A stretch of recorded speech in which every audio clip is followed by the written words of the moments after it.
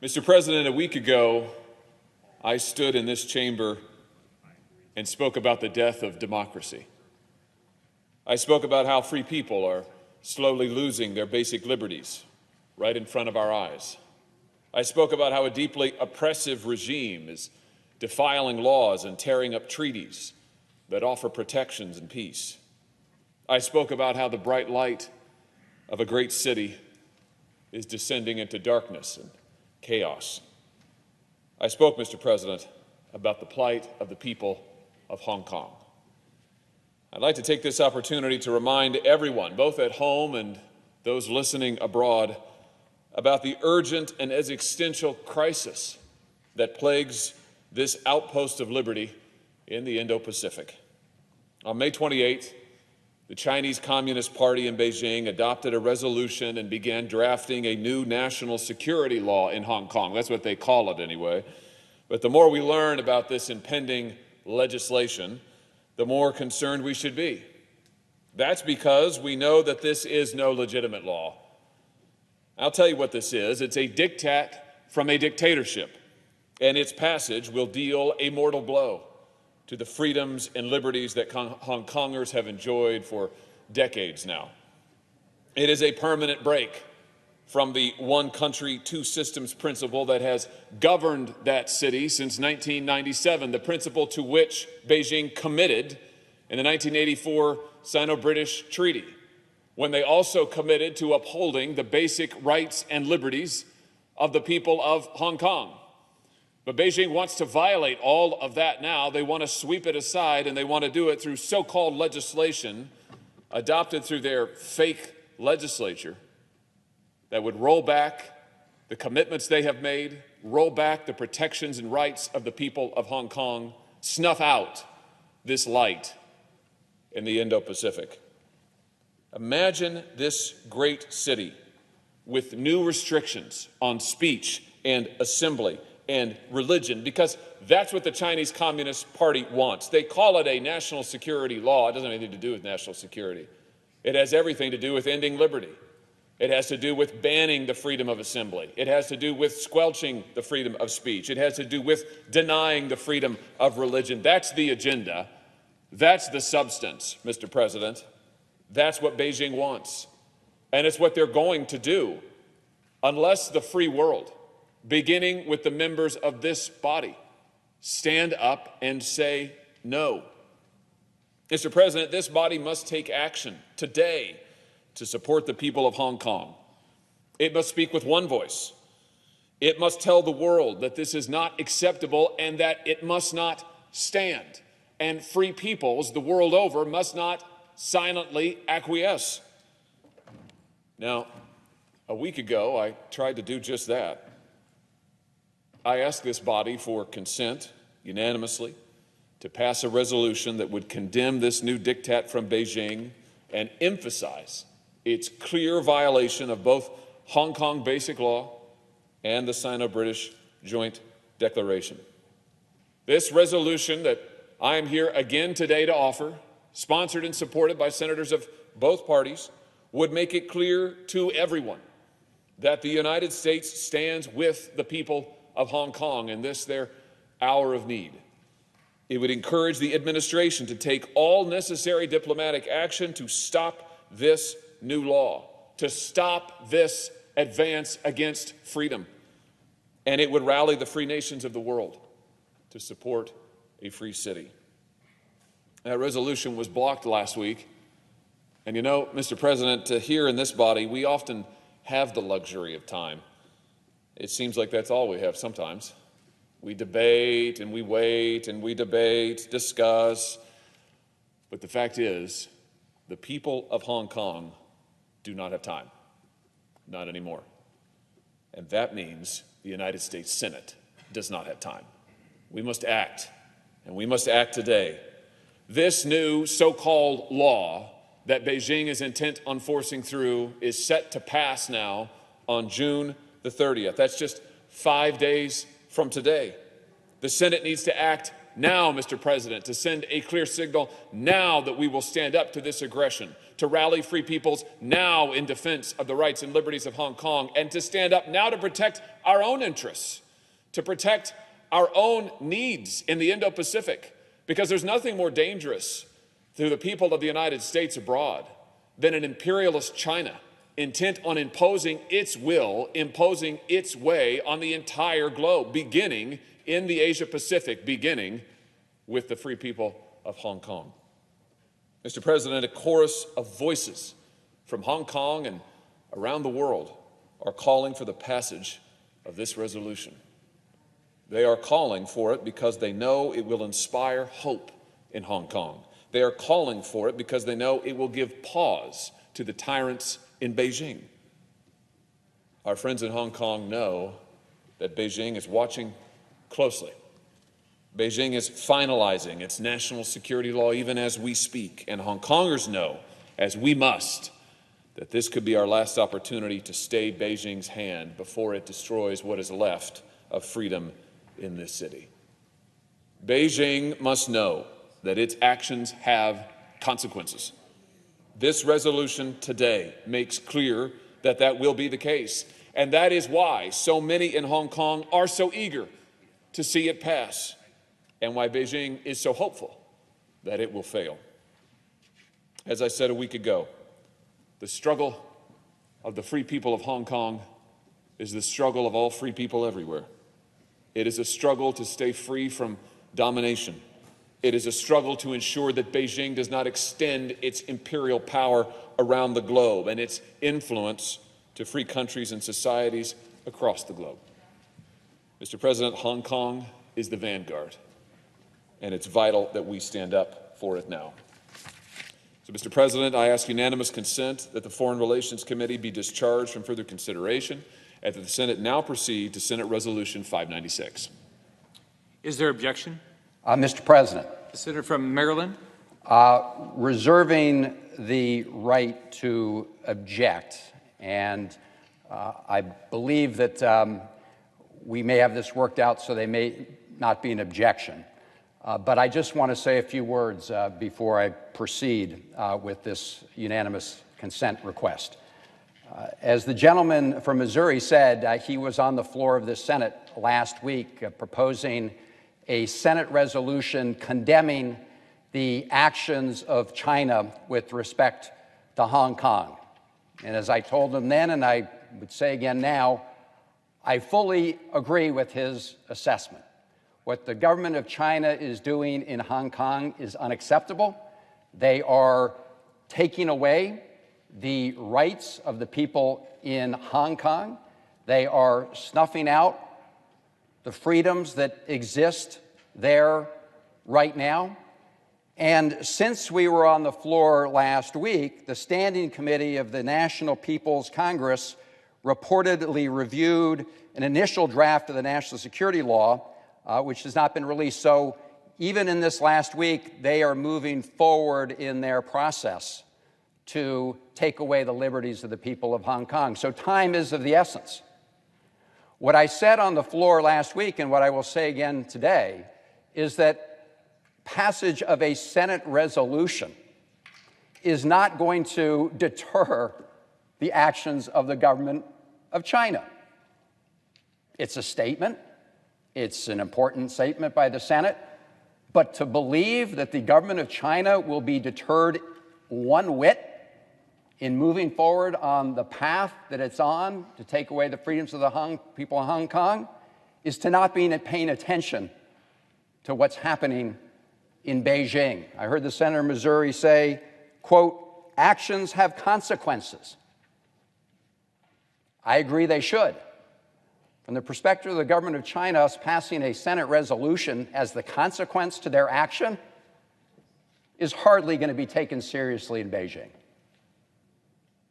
And that's why it's important to actually do something that shows that the government of China will pay a price if it continues down this path to extinguish those freedoms of the people in Hong Kong. And that's exactly why, right after the government of China headed down this path, Senator Toomey, who's here with us on the floor, and I introduced a piece of legislation that would have consequences that would actually punish the government of China if it continues down this path. It establishes a set of mandatory sanctions. It requires the administration to identify all those individuals who are culpable and complicit in taking away the rights of the people in Hong Kong, and more than that, would sanction those banks that allow those individuals to do business. That's an action that does have consequences. That's an action where at least there's a chance that the government of China will listen, because they understand it's not just a statement by the United States Senate. They understand that it's a statement with penalties. Now, let me make clear that in order for this legislation to be effective eventually, the administration is going to have to follow the law, and it's going to have to impose the sanctions on those individuals who are responsible. And I would be remiss or negligent if I didn't point out that the administration currently has authority to impose sanctions against China for its actions in Hong Kong based on legislation that this body passed last year to uphold the rights, the human rights and democratic rights of the people of Hong Kong. So, despite some statements from the Secretary of State, this administration has still taken no action. Now, this legislation that Senator Toomey and I have proposed, and I really want to thank the senator and salute him for his leadership on this, Senator Toomey. We've worked together in the past on sanctions that have been adopted in the law with respect to North Korea, and I think it's important that we work on a bipartisan basis to take action that's meaningful here in the United States Senate. But the administration should act now on their existing authority. The Senate and the House should pass this legislation, the Hong Kong Accountability Act, as amended here today, and send it to the White House. The president, we hope, would sign it, and then we hope the president would impose the expanded sanctions that are provided for in the Hong Kong Accountability Act. So that is doing something that demonstrates to the government of China that consequences have action. And that's why I was discouraged last week when we proposed this, and we had a senator come to the floor and block it. I agree with Senator Missouri. It would have been great to pass this last week, but a senator came to the floor to block it, even though that senator was a co-sponsor of this legislation. And when asked why he did it, he said he blocked it at the behest of the White House. That's what he said. I'm hoping that is not the case today. I'm hoping that today we don't, at the last minute, have a senator at the behest of the White House coming forward. And before I make my unanimous consent request, I would like to yield the floor briefly to the senator from Pennsylvania, who has been a partner in this effort. Madam President. The senator from Pennsylvania. So I want to just take a quick moment here to thank both my colleague from Missouri and my colleague from Maryland for their leadership on this extremely important issue. In the interest of time, I will not reiterate the many very, very compelling reasons that we're here on the floor right now. The senator from Missouri has done an outstanding job eloquently and passionately explaining why it is our responsibility to stand up for the freedom of a freedom-loving people whose freedom is seriously eroded, systematically being damaged, and that is, of course, the people of Hong Kong. I had the great experience of living in Hong Kong for a year, learning so much about that society, that culture, the vibrancy of Hong Kong is just absolutely stunning. And it's all possible. It's all possible, let's be clear, because freedom has prevailed in Hong Kong, or at least it used to. Freedom of speech, freedom of assembly, freedom to practice their faith as they see fit, an independent judiciary and the rule of law, and all of that, all of it, is very, very seriously threatened right now by the Chinese Communist Party, because their greatest fear is that the people on the mainland will observe the freedoms in Hong Kong and decide maybe they'd like some of those freedoms too. And that is the risk that the Chinese Communist leadership cannot tolerate. So I want to commend my colleague from Missouri for putting a spotlight on this, bringing our attention, and calling on the Senate to defend the people who seek only their freedom. And I really want to thank very much my colleague from Maryland. As he pointed out, we've been partners on legislation in the past. Nobody works harder to get their objective accomplished than my colleague from Maryland. And our legislation, which I think is about to pass jointly with the resolution, I think we're going to have a unanimous consent agreement whereby both measures pass simultaneously. I think that's the optimal outcome here. I want to thank the folks at the Treasury Department with whom we worked extensively to get to the point where they are in agreement with this legislation. And I certainly hope that after this big step of passage here on the Senate floor today, this legislation, both pieces, the resolution and the sanctions legislation, are on their way soon to the President's desk for his signature. And with that, I'll yield back to the gentleman from Maryland. Madam President, and continuing to reserve the right to object, would the senator from Missouri modify his request to also discharge S. 3789 and consider S. Res. 596 and S. 3789 on block, and the substitute to the bill at the desk be agreed to, and the bill as amended be read the third time, and that if the resolution is agreed to and if the bill as amended is passed by the Senate, the preamble then be agreed to and all motions to reconsider be considered made and laid on the table. Would the senator correct his number? And to clarify, it is S. 3798. Does the senator from Missouri so modify his request? I will. Is there an objection to the request as modified? Without objection.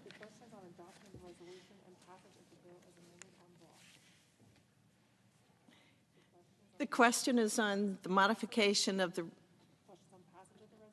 the question is on passage of the resolution. The question is on adoption of the resolution and passage of the bill as amended en bloc. All in favor say aye. Aye. Opposed? The ayes appear to have it. The ayes do have it. The measures are passed and agreed to en bloc. Madam President. The senator from Missouri. Madam President, this is a good moment for the United States Senate. This is, I think, a moment when we have been able to come together to speak with one voice and to send a clear message to Beijing that its attempts to steamroll and destroy the liberties of the people of Hong Kong will not go unnoticed and will not go unaddressed. And I thank the senator from Maryland, the senator from Pennsylvania, for their work with their bill, which will give the administration important new tools to address and to counter the actions of Beijing. And I just want to say to the people of Hong Kong, whom I've had the privilege to meet and to be with them on the streets as they protest, as they stand up to this violent and authoritarian regime, I hope that today's actions will give you an added measure of hope, that the free people of this nation and the free people of the world are with you, and that we will not sit idly by, that we will stand up, that we will take action, and that your cause for your basic rights, your cause for your basic liberties is our cause as well. It's a privilege to stand with you as an American and as a Missourian, and it's a privilege to see this work accomplished today on the floor of the Senate. I thank my colleagues. Thank you, Madam President, and I yield the floor. The Senator from Maryland. I want to thank the Senator from Missouri for bringing us to the floor last week, bringing us to the floor this week, and for working with us to make sure that we could make important changes to an important resolution that he brought before us today. I agree it's a good day for the United States Senate. Again, I want to thank the Senator from Pennsylvania, Senator Toomey, for his work on this, bipartisan work on this, and hopefully we can get it to the President's desk as soon as possible and send a strong message to the government of China and send a message to the people of Hong Kong that we stand with them.